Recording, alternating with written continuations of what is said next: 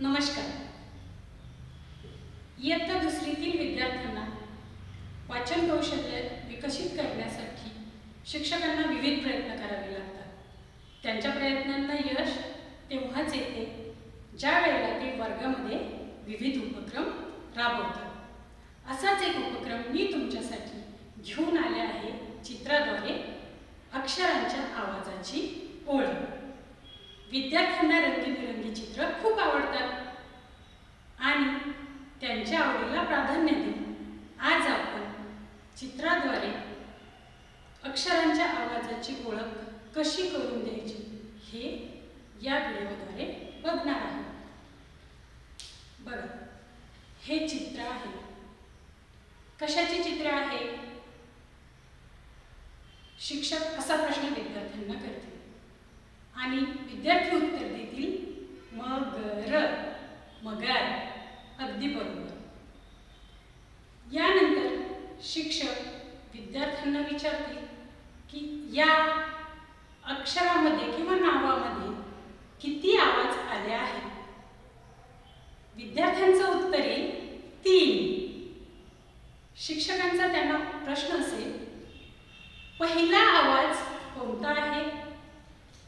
विद्यार्थ्यांचा रिप्लाय असेल म. शिक्षकांचा प्रश्न असेल शेवटचा आवाज कोणता असेल? विद्यार्थ्यांचा उत्तर येईल र. यानंतर शिक्षक विचारतील मधला आवाज कोणता आहे आणि विद्यार्थी उत्तर देतील ग.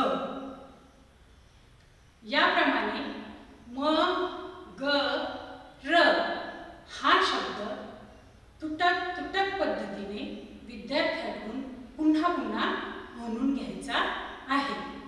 म्हणजे या एका चित्राद्वारे विद्यार्थ्यांना 3 आवाजांची ओळख होणार आहे. त्यामध्ये पहिला आवाज आहे म, दुसरा आवाज आहे ग आणि तिसरा आवाज आहे र.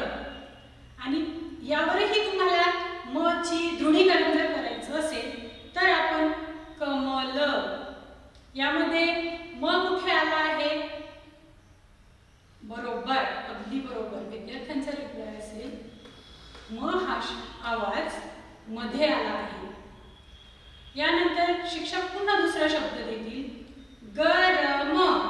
यामध्ये म चा आवाज कुठे आला आहे? विद्यार्थ्यांचं उत्तर असेल शेवटी म ग र म. याप्रमाणे तुम्ही इतर शब्द घेऊन म आवाजाचे दृढीकरण करून घेऊ शकता आणि मगर या शब्दात आलेल्या ग आणि र या शब्दांसाठी किंवा या आवाजासाठी तुम्ही याचप्रमाणे उपक्रम घेऊ शकता. मगर या नावासाठी आपण टाळीद्वारे उपक्रम घेऊ शकतो.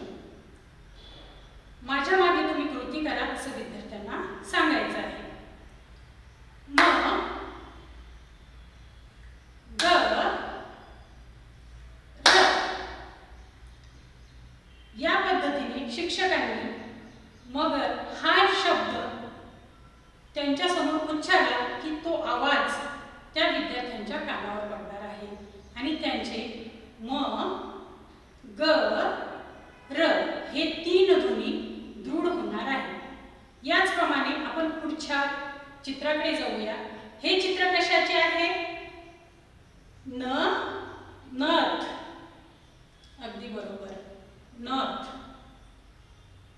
यामध्ये पहिला आवाज कोणता आहे? न.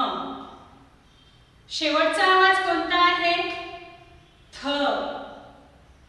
आता हाच शब्द ब्रह्मधून माझ्या मागे म्हणा. थ न. यानंतर शिक्षकांनी परत तोच शब्द सुलट क्रमाने सुद्धा घ्यायचा आहे. न थ. म्हणजेच अक्षरांचे पुन्हा पुन्हा आवाज आपण ह्या चित्रांचे घेऊ शकतो. याचप्रमाणे चित्र आणि अक्षरांचे आवाज यांची जोडी लावून तुम्ही इतर या तक्त्यामध्ये जे चित्र तुम्हाला दिसतात त्याप्रमाणे तुम्ही शब्दांचा सराव म्हणजे शब्दांच्या आवाजाचा सराव, अक्षरांच्या आवाजाचा सराव तुम्ही घेऊ शकता. धन्यवाद.